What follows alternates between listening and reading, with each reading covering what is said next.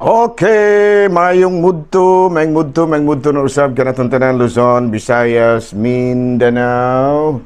Mayong mudto Philippines, mayong mudto world, mayong mudto universe. Ana na punta mga higala, dili nga atong tulumanon sa kahanginan, CONA, Catechesis on Air, o ako lang gihapon kini inyong ubos nga alagad Reverendo Padre Edwin Academia Akap. Abi no adlaw na usab karon nga Sabado, Petsa 13 na kini sa bulan sa Hulyo tuig 2024. So good morning dahil si bulan ug ang tanan nato nga mga kaigsunan nga nanagkot nagsugod karong buntaga mahigala dinha sa atong mahal nga patron Senior San Antonio de Padua.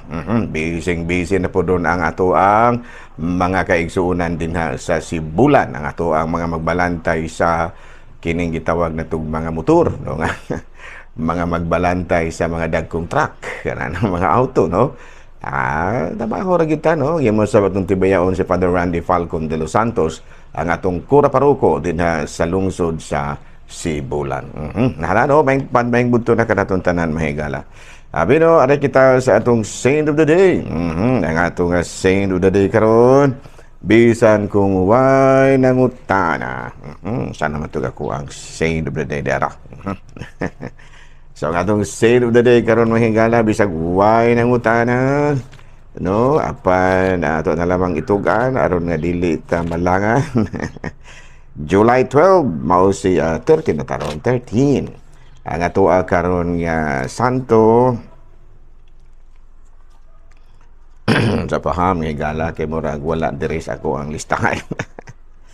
July 13, no, murag si kuan man to. Asa to? Itong ato ako ang ganina mahigala.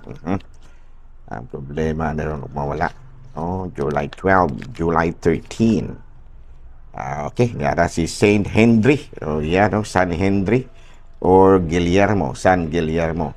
Bigyan kini si Saint Henry, natao siya na atong tuig 972, namatay na atong 1024. Unya siya usa kini siya kahari, German king and a Holy Roman Emperor na fostered reforms.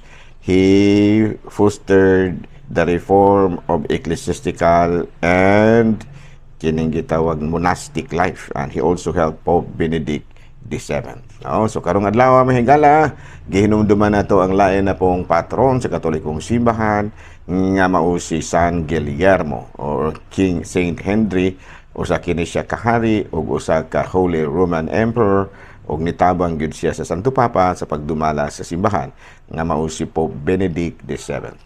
Hala, no, maayong mudto na kanatong tanan mga higala. Ari kita sa ato ang CBCP News, balitang simbahan ni ining kabuntuhon. Boy na mga higala, ang usa ka paring Pilipino ang matud pa na himong pinaka-primero nga Superior General sa Missionary Society of St. Columban, mga Columbans ba. Siya mao si Father Andre Paz, no? Andre Paz, ug siya karon ang primero nga Pilipino nga nahimong Superior General sa nasangpit nga grupo. Unya sa atong Vatican News, ang Holy See o ang Roma nangayo karon og suporta sa mga kanasuran aron nga mapalambo usab ang mga nagsugod pa, mga developing countries is kanamatod pa niya is a moral kanang gitawag natong importance, no, sa ato pa gitawag nanawagan gyud ang talahurong Santo Papa nya tabangan gyud ang mga developing countries kini mga countries ba nga naningkamot pa in taon pod, no, nga naningkamot pang mulambo developing countries. Nahala na tamang higala sa ato ang kining katekism, no? Katekism nato. Kumusta naman mahigala, no? Kumusta man kanong pulding? Ay, okay na kayo ko pa der. Ikaw, Mr. Cheng? Okay na ko kay Father, oh. Very good, very good. Kumusta naman ang imuhang negosyo? Okay na kayo negosyo, Father, oh. Very good. So, aray kita mahigala sa death penalty. Muna ikaw gahapon, death penalty. We are against death penalty. Nya karon na siya nga topic. Anyway, sa CCC 2267, revised CCC 2267, no? Recourse to the death on the part of a legitimate authority following a fair trial was long considered an appropriate response to the gravity of certain crimes and an acceptable, albeit extreme means of safeguarding the common good.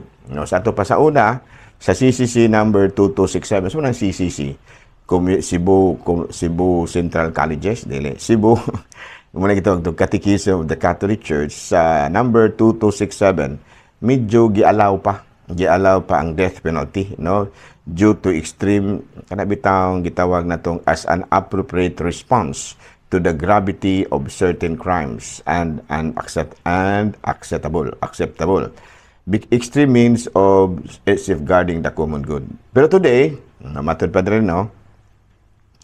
However, there is an increasing awareness that the dignity of the person is not lost even after the commission of very serious crimes. So, napasabot nga, abisan pa ko ng usa ka tao nakabuhat og seryoso kayo nga kasalanan, pero wala gihapon mawala ang iyang dignidad isip sa katao. In addition, a new understanding has emerged, no, dunay mga bagong paghuna-huna of the significance of penal sanction imposed by the state, no.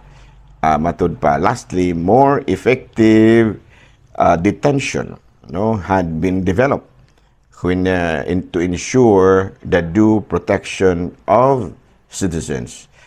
At the same time, do not definitely the guilty of the possibility of redemption. Consequently, the Church teaches in the light of the gospel that the death penalty is inadmissible because it is an attack in the inviolability and dignity of the person, and she works with determination for its abolition worldwide. No, sa ato pa kining bag-o nga rong pagtunon-an nato sa Catechism of the Catholic Church nagtudlo, no, nga dili gyud pwede ang death penalty. No, gani bago kana ang pamahayag usab ni Pope Francis atol sa daadtong August 2, 2018.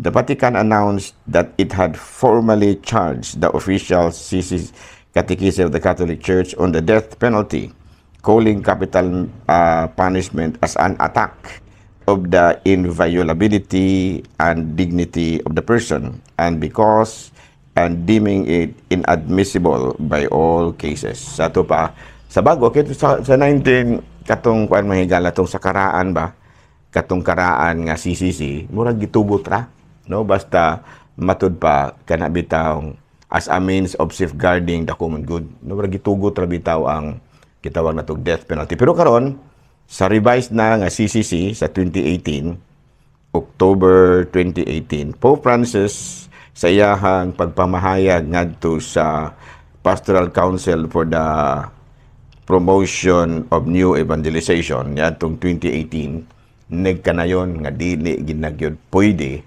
ang death penalty.